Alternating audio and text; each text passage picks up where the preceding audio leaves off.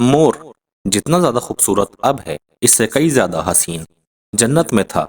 مور کی خوبصورتی پر سبھی پرندے فدا تھے، لیکن ان سب خوبیوں کے باوجود مور سے ایسی کون سی غلطی ہوئی جس کی وجہ سے اللہ تعالیٰ نے مور کو جنت سے نکال دیا؟ اس کے بارے میں ہم آپ کو آج کی اپنی اس ویڈیو میں بتائیں گے۔ اللہ تعالیٰ نے جب حضرت آدم علیہ السلام اور اماں حوا کو پیدا فرمایا تو اس کے بعد ان کو جنت میں بھیج دیا۔ وہ دونوں جنت میں بہت پرسکون رہتے تھے، لذیذ میوے اور پھل کھایا کرتے تھے، لیکن ایک اناج کو کھانے سے اللہ پاک نے انہیں منع فرمایا، اور وہ اناج گندم تھا۔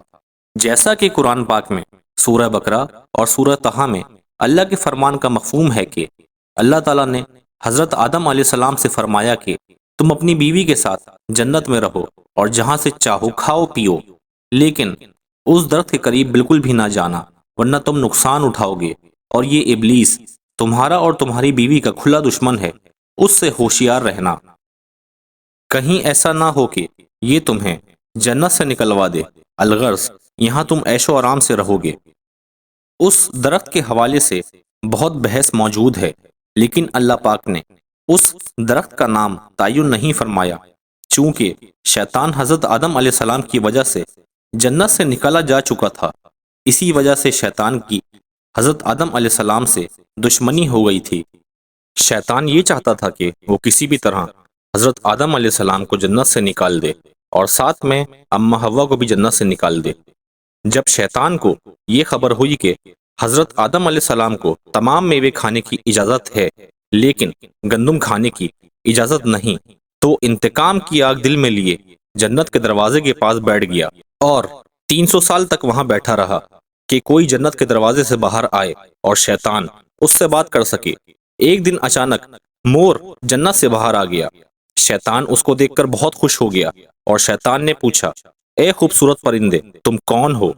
پرندے نے جواب دیا کہ میں مور ہوں، اب تم اپنے بارے میں بتاؤ۔ شیطان نے جواب دیا کہ میں عالم کروبیہ کا ایک فرشتہ ہوں اور اللہ پاک کی عبادت سے ایک پل بھی غافل نہیں ہوا۔ میں چاہتا ہوں کہ میں جنت میں جاؤں اور وہاں کی نعمتوں کو اپنی آنکھوں سے دیکھوں۔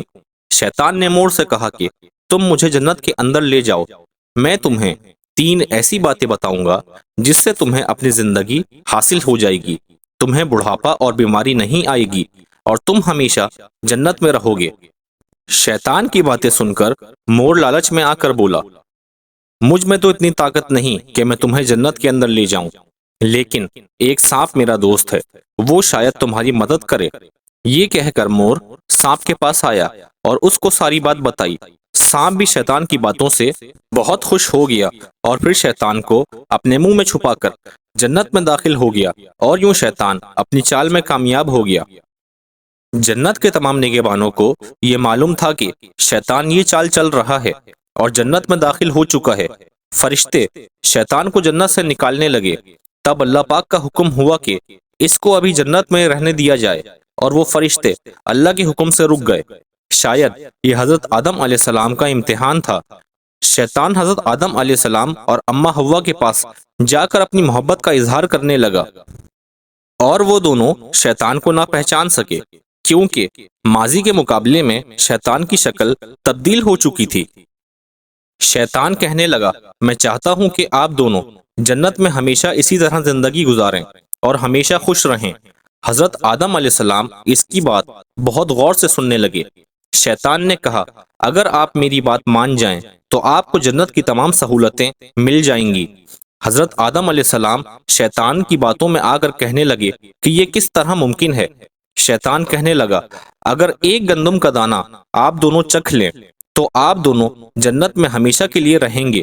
یہ بات سن کر حضرت آدم علیہ السلام کے دل میں رجحان پیدا ہوا، لیکن ان کے دل میں اللہ کی نافرمانی کا خوف غالب آ گیا۔ جبکہ اماں حوا شیطان کی باتوں میں آ گئیں، جس پر اماں حوا نے حضرت آدم علیہ السلام کو راضی کر لیا، اور پھر اس کے بعد ان دونوں نے اس گندم کے دانے کو چکھ لیا۔ جیسے ہی گندم کا دانہ ان کے اندر گیا تو ان دونوں کے سطر واضح ہو گئے، جس کے بعد دونوں اپنے سطر چھپانے لگے اور خوف خدا سے کانپنے لگے۔ اسی دوران اللہ پاک نے فرشتوں کو یہ حکم دیا کہ حضرت آدم علیہ السلام اور اماں حوا ان دونوں کو زمین پر اتار دو۔